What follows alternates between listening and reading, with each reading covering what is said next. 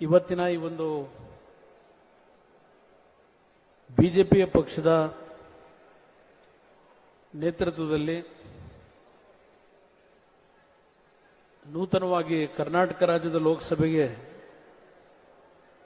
ಭಾರತೀಯ ಜನತಾ ಪಕ್ಷ ಹಾಗೂ ಜಾತ್ಯತೀತ ಜನತಾದಳದ ಅಭ್ಯರ್ಥಿಗಳಾಗಿ ಎರಡೂ ಪಕ್ಷಗಳ ಕಾರ್ಯಕರ್ತರ ಒಂದು ಶ್ರಮದಿಂದ ಆಯ್ಕೆಯಾಗಿರ್ತಕ್ಕಂಥ ಎಲ್ಲ ಸದಸ್ಯರುಗಳಿಗೆ ನಮಗೆಲ್ಲರಿಗೂ ಹಿರಿಯರಾಗಿರ್ತಕ್ಕಂಥ ಸಂಘಟನೆಗೆ ಮಾರ್ಗದರ್ಶನವನ್ನ ನಮ್ಮೆಲ್ಲರಿಗೂ ಸ್ಫೂರ್ತಿದಾಯಕವಾಗಿ ನೀಡುತ್ತಾ ಇರತಕ್ಕಂಥ ಯಡಿಯೂರಪ್ಪನವರ ನೇತೃತ್ವದಲ್ಲಿ ಬಿಜೆಪಿಯ ರಾಜ್ಯ ಘಟಕದ ಅಧ್ಯಕ್ಷರು ಕ್ರಿಯಾಶೀಲ ಯುವ ನಾಯಕರು ಆಗಿರತಕ್ಕಂಥ ವಿಜೇಂದ್ರ ಅವರ ಸಾರಥ್ಯದಲ್ಲಿ ಈ ದಿನ ಈ ಒಂದು ಸನ್ಮಾನದ ಸಮಾರಂಭದ ವೇದಿಕೆ ಮೇಲೆ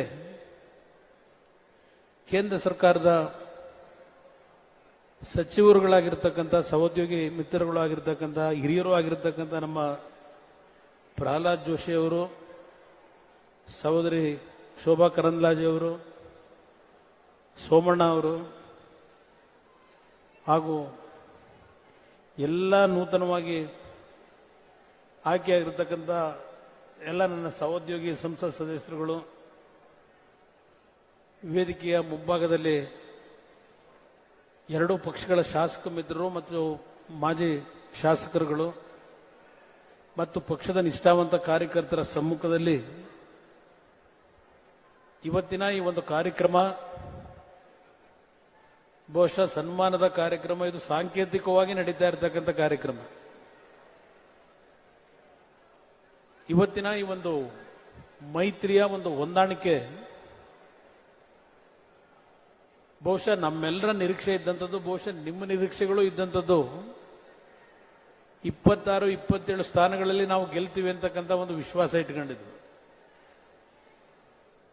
ಇವತ್ತು ಎರಡೂ ಪಕ್ಷಗಳ ವತಿಯಿಂದ 19 ಲೋಕಸಭೆಗೆ ಕರ್ನಾಟಕ ನಾಡಿನ ಜನತೆ ಆಶೀರ್ವಾದವನ್ನೇನು ಮಾಡಿದ್ದಾರೆ. ಪ್ರಥಮವಾಗಿ ಭಾರತೀಯ ಜನತಾ ಪಕ್ಷದ ಮತ್ತು ಜೆಡಿಎಸ್ ಪಕ್ಷದ ನಿಷ್ಠಾವಂತ ಕಾರ್ಯಕರ್ತರುಗಳ ಶ್ರಮಕ್ಕೆ ಮತ್ತು ನಾಡಿನ ಜನತೆಯ ಆಶೀರ್ವಾದಕ್ಕೆ ಈ ವೇದಿಕೆಯ ಮುಖಾಂತರ ನನ್ನ ಹೃದಯ ತುಂಬಿದ ಕೃತಜ್ಞತೆಗಳನ್ನು ಸಲ್ಲಿಸಲಿಕ್ಕೆ ಬಯಸ್ತಾ ಇದ್ದೇನೆ. ನಮ್ಮ ಪಕ್ಷದ ಕಚೇರಿಯಲ್ಲಿ, ಜೆಡಿಎಸ್ ಪಕ್ಷದ ಕಚೇರಿಯಲ್ಲಿ ಇತ್ತೀಚೆಗೆ ಒಂದು ಕಾರ್ಯಕ್ರಮ ಮಾಡಿದ್ರು. ಅಲ್ಲೂ ನನಗೊಂದು ಸನ್ಮಾನ ಮಾಡಬೇಕು ಅಂತ ಹೇಳಿ ಪ್ರಥಮವಾಗಿ ನೂತನ ಸಚಿವರಾಗಿ ಬಂದಂಥ ಸಂದರ್ಭದಲ್ಲಿ ನಾಡಿಗೆ ನಮ್ಮ ಕಾರ್ಯಕರ್ತರು ಅತ್ಯಂತ ಉತ್ಸಾಹದಲ್ಲಿ ಅಭಿನಂದನೆಯನ್ನೇ ನೀಡಿದರು. ಆ ಕಾರ್ಯಕ್ರಮದಲ್ಲಿ ನನ್ನ ಹೃದಯದಲ್ಲಿದ್ದಂಥ ಭಾವನೆಗಳನ್ನೇನು ವ್ಯಕ್ತಪಡಿಸಿದ್ದೆ ಪುನಃ ಇನ್ನೊಂದು ಬಾರಿ ನಿಮ್ಮೆಲ್ಲರ ಮುಂದೆ ಇಡಬೇಕು ಅನ್ನೋದು ನನ್ನ ಹೃದಯದಲ್ಲಿ ಇರ್ತಕ್ಕಂಥ ಇಚ್ಛೆ. ಬಹುಶಃ ಇಲ್ಲಿ ಹಿಂದೆ ನಡೆದಂಥ ಕೆಲವು ಘಟನೆಗಳನ್ನು ಸ್ಮರಿಸ್ಕೊಳ್ಳೋದಾದ್ರೆ, ಇವತ್ತೇನಾದರೂ ಕುಮಾರಸ್ವಾಮಿ ಅಂತವನು ಇವತ್ತು ನಾಡಿನಲ್ಲಿ ಪರಿಚಯ ಆಗಿದ್ರೆ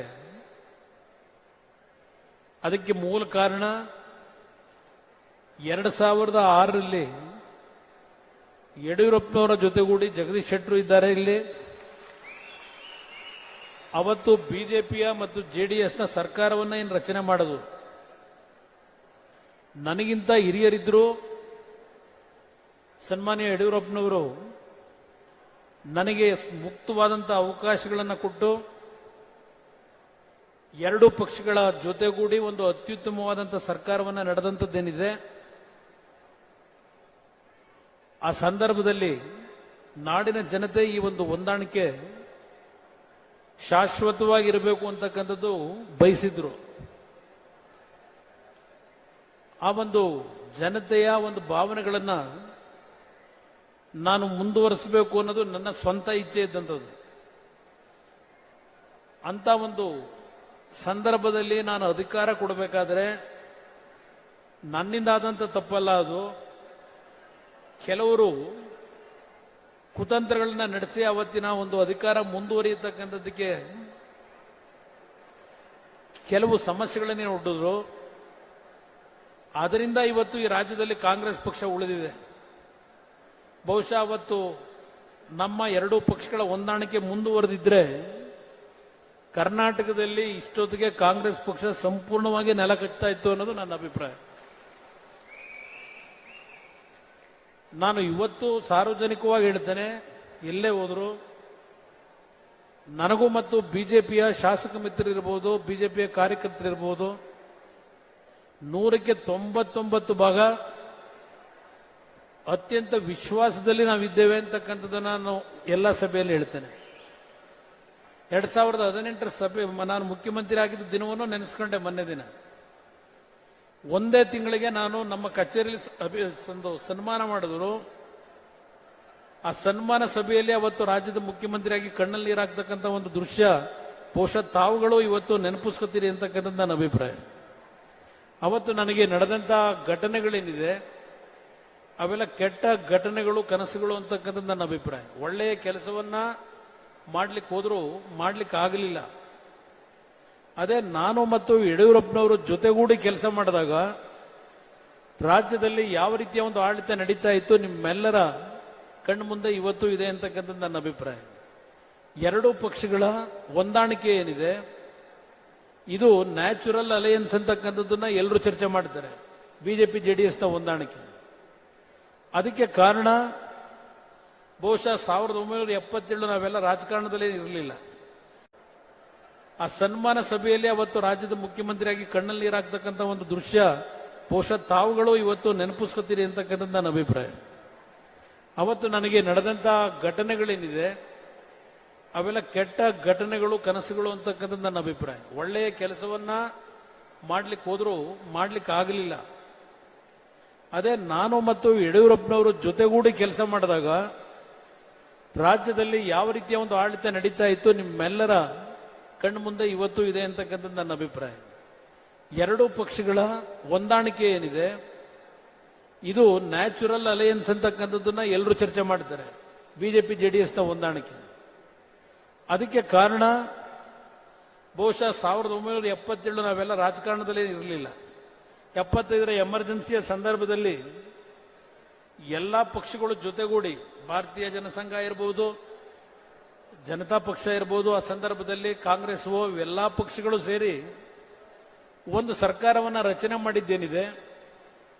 ಅಲ್ಲಿಂದಲೂ ಈ ಎರಡೂ ಪಕ್ಷಗಳ ಸಂಬಂಧ ಇದೆ. ಇಲ್ಲಿ ಬೇರೆ ಬೇರೆ ನಾವು ಆದಂತ ಸನ್ನಿವೇಶಗಳು ಬಂದರೂ ನಮ್ಮಲ್ಲಿ ಯಾವುದೇ ರೀತಿಯ ಹೊಂದಾಣಿಕೆಯಲ್ಲಿ ಸಮಸ್ಯೆಗಳಿಲ್ಲ.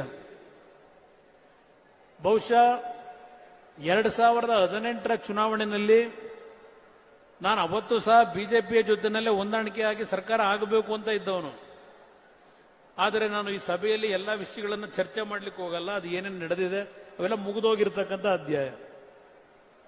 ಇವತ್ತು ಕರ್ನಾಟಕ ರಾಜ್ಯದ ಜನತೆ ಭಾರತೀಯ ಜನತಾ ಪಕ್ಷ ಮತ್ತು ಜನತಾದಳದ ಹೊಂದಾಣಿಕೆಯನ್ನ ಮುಕ್ತ ಮನಸ್ಸಿನಿಂದ ಒಪ್ಪಿ ನಮಗೆ ಆಶೀರ್ವಾದ ಮಾಡಿದ್ದಾರೆ ಅಂತಕ್ಕಂಥದ್ದು ನನ್ನ ಅಭಿಪ್ರಾಯ.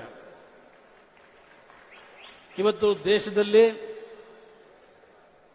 ಗೌರವಾನ್ವಿತ ಪ್ರಧಾನಮಂತ್ರಿಗಳಾಗಿರ್ತಕ್ಕಂಥ 3ನೇ ಬಾರಿಗೆ ನರೇಂದ್ರ ಮೋದಿಯವರ ಆಡಳಿತದಲ್ಲಿ ನಾಡಿನ ದೇಶದ ಜನತೆ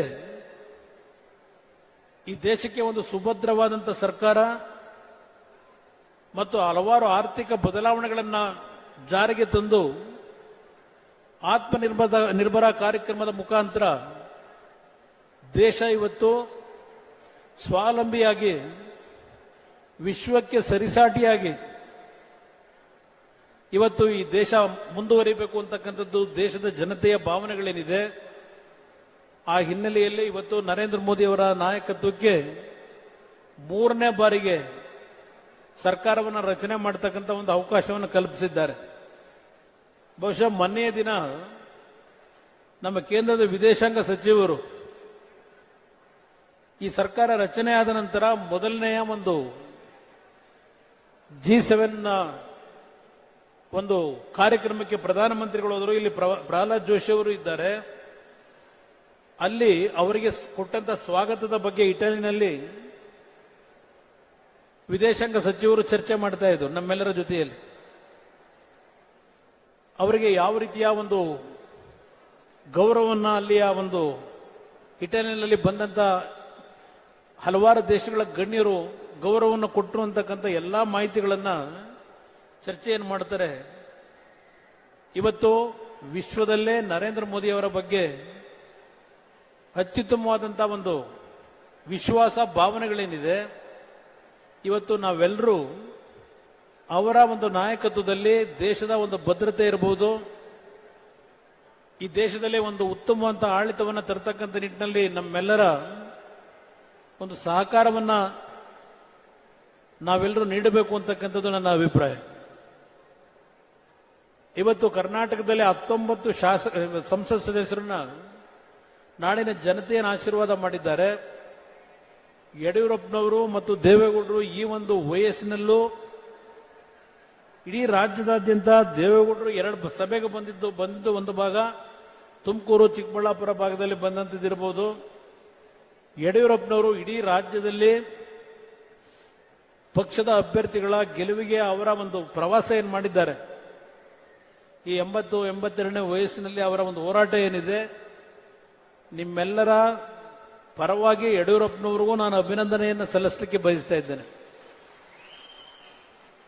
ಒಂದು ಇವತ್ತಿನ ಈ ಸಭೆಯಲ್ಲಿ ನಮಗೇನು ಸನ್ಮಾನ ನೀಡ್ತಾ ಇದ್ದೀರಿ, ವಿಜೇಂದ್ರ ಅವರ ನಾಯಕತ್ವದಲ್ಲಿ ಎಲ್ಲ ನಮ್ಮ ಶಾಸಕ ಮಿತ್ರಗಳು ಸೇರಿದ್ದೀರಿ, ಪಕ್ಷದ ಕಾರ್ಯಕರ್ತರು ಇದ್ದೀರಿ.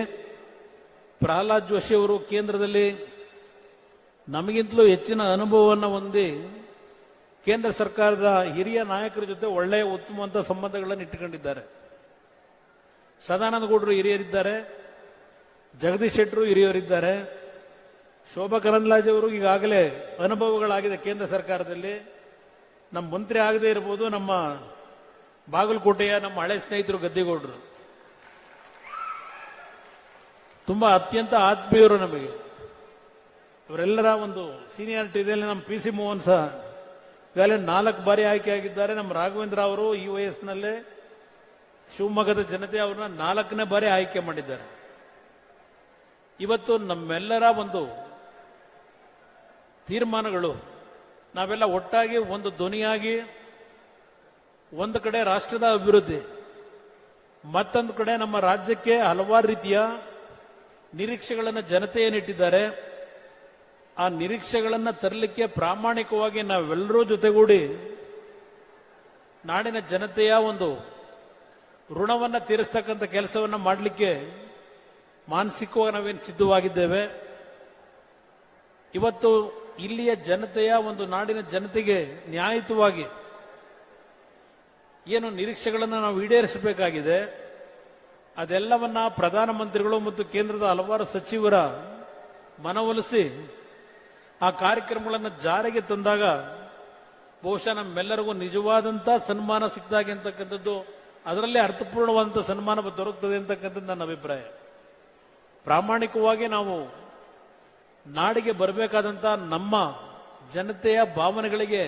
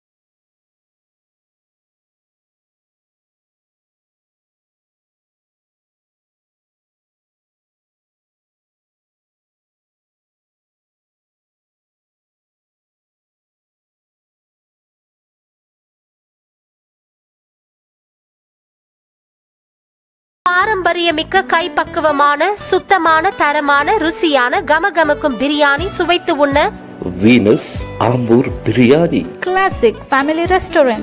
ஆஹா என்ன சுவை இது biryani Venus Ambur biryani Classic Family Restaurant.